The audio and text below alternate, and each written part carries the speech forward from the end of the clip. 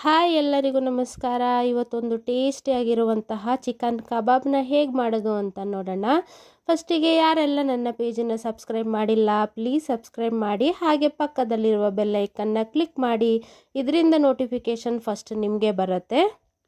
ಫಸ್ಟಿಗೆ ನಾನಿಲ್ಲಿ ಒಂದು ಬೌಲ್ನ ತೊಗೊಂಡಿದ್ದೀನಿ. ಇದಕ್ಕೆ ನಾನು 2 ಪ್ಯಾಕೆಟ್ ಅಷ್ಟು ತೇಜು ಕಬಾಬ್ ಪೌಡರ್ನ ಹಾಕೊತಾ ಇದ್ದೀನಿ.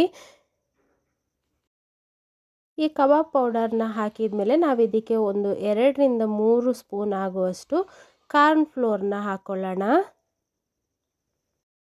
ಹಾಗೆ ಇದಕ್ಕೆ ಒಂದು ಅರ್ಧ ಸ್ಪೂನ್ ಆಗೋಷ್ಟು ನಾನು ಗರಂ ಮಸಾಲನ ಹಾಕೊತಾ ಇದ್ದೀನಿ.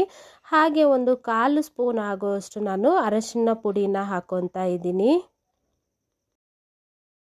ಹಾಗೆ ನಮಗೆ ಖಾರಕ್ಕೆ ಎಷ್ಟು ಬೇಕೋ ಅಷ್ಟು ಖಾರದ ಪುಡಿನ ಹಾಕೊಳ್ಳೋಣ. ನಾನಿಲ್ಲಿ ಒಂದು ಅರ್ಧ ಸ್ಪೂನ್ ಆಗೋಷ್ಟು ಖಾರದ ಪುಡಿನ ಹಾಕೊತಾ ಇದ್ದೀನಿ. ನಿಮಗೆ ಎಷ್ಟು ಬೇಕೋ ಅಷ್ಟು ಹಾಕ್ಕೊಳ್ಳಿ.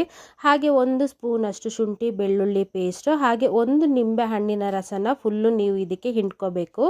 ಹಾಗೆ ನಿಮಗೆ ರುಚಿಗೆ ಎಷ್ಟು ಬೇಕೋ ಅಷ್ಟು ಉಪ್ಪನ್ನ ಹಾಕ್ಕೊಳ್ಳಿ. ಉಪ್ಪನ್ನ ಹಾಕಿದ್ಮೇಲೆ ನಾವು ಇದಕ್ಕೆ 1 ಮೊಟ್ಟೆನ ಒಡೆದು ಹಾಕ್ಕೊಳ್ಳೋಣ. ಮೊಟ್ಟೆನ ಹಾಕಿದ್ಮೇಲೆ ನಾವು ಇದನ್ನು ಚೆನ್ನಾಗಿ ಮಿಕ್ಸ್ ಮಾಡ್ಕೋಬೇಕು. ಇದಕ್ಕೆ ನೀರನ್ನ ಹಾಕ್ಕೋಬೇಕು ಅಂತ ಏನಿಲ್ಲ, ಇದರಲ್ಲೇ ಕಲಿಸ್ಕೊಂಡ್ರೆ ಸಾಕು. ಇದು ಜಾಸ್ತಿ ನೀರಾಗೂ ಅಲ್ಲ ಜಾಸ್ತಿ ಗಟ್ಟಿಯಾಗೂ ಅಲ್ಲ. ನಾನು ಇಲ್ಲಿ ಏನು ತೋರಿಸ್ತಿದ್ದೀನಿ ಆ ಹದದಲ್ಲಿ ಕಲಿಸ್ಕೋಬೇಕು. ನೋಡಿ ಇಲ್ಲಿ ಇವಾಗ ಮಸಾಲೆ ರೆಡಿ ಆಗಿದೆ. ಇದಕ್ಕೆ ನಾನು ತೊಳೆದು ಕ್ಲೀನ್ ಮಾಡಿ ಇಟ್ಕೊಂಡಿರುವಂತಹ ಚಿಕನ್ನ ಹಾಕ್ತಾ ಇದ್ದೀನಿ. ಚಿಕನ್ ಹಾಕಿದ್ಮೇಲೆ ನಾವು ಇದನ್ನು ಚೆನ್ನಾಗಿ ಮಿಕ್ಸ್ ಮಾಡ್ಕೊಳ್ಳೋಣ. ನಾವು ಇದನ್ನು ಚೆನ್ನಾಗಿ ಮಿಕ್ಸ್ ಮಾಡಿದ್ಮೇಲೆ ಒಂದು 15 ರಿಂದ ಅರ್ಧ ಗಂಟೆ ನಾವು ಮ್ಯಾರಿನೇಟ್ ಆಗೋಕ್ಕೆ ಬಿಟ್ಬಿಡೋಣ. ಈ ಚಿಕನ್ ಕಬಾಬ್ ಏನಿದೆ ಮ್ಯಾರಿನೇಟ್ ಆಗೋಕ್ಕೆ ಬಿಟ್ಟಷ್ಟು ತುಂಬ ಟೇಸ್ಟಿಯಾಗಿ ಬರುತ್ತೆ. ನಿಮಗೆ ಟೈಮ್ ಇದ್ದರೆ ನೀವು 1 ಅವರ್ 2 ಅವರ್ ಕೂಡ ಬಿಡ್ಬೋದು. ನಾನು ಇಲ್ಲೊಂದು ಅರ್ಧ ಗಂಟೆ ಬಿಡ್ತಾ ಇದ್ದೀನಿ.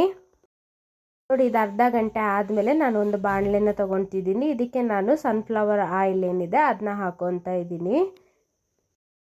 ಈ ಎಣ್ಣೆ ಬಿಸಿ ಆದಮೇಲೆ ನಾವು ಇದಕ್ಕೆ ಕಲಸಿಟ್ಕೊಂಡಿರುವಂತಹ ಕಬಾಬ್ನ ಒಂದೊಂದಾಗಿ ಬಿಟ್ಕೊಳ್ಳೋಣ. ಎಲ್ಲ ಕಬಾಬ್ನ ಬಿಟ್ಟ ಮೇಲೆ ನಾವು ಒಂದು ಸತಿ ಹೈ ಫ್ಲೇಮಲ್ಲಿ ಇದನ್ನು ಕಾಯಿಸ್ಕೋಬೇಕಾಗತ್ತೆ. ಹಾಗೆ ನಾವು ಒಂದು ಸೈಡ್ ಕಾದಾದ್ಮೇಲೆ ಇದನ್ನು ಉಲ್ಟಾ ಹಾಕೊಳ್ಳೋಣ. ಹಾಗೆ ನಾವು ಇನ್ನೊಂದು ಸೈಡನ್ನು ಒಂದು ಮೀಡಿಯಂ ಫ್ಲೇಮಲ್ಲಿ ಇಟ್ಟು ಒಂದು 10 ರಿಂದ 15 ನಿಮಿಷ ಚೆನ್ನಾಗಿ ಬೇಯಿಸೋಣ. ನೋಡಿ, ಇದು ಇವಾಗ ಚಿಕನ್ ಕಬಾಬು ಎಷ್ಟು ಪರ್ಫೆಕ್ಟ್ ಆಗಿದೆ ಅಂತ.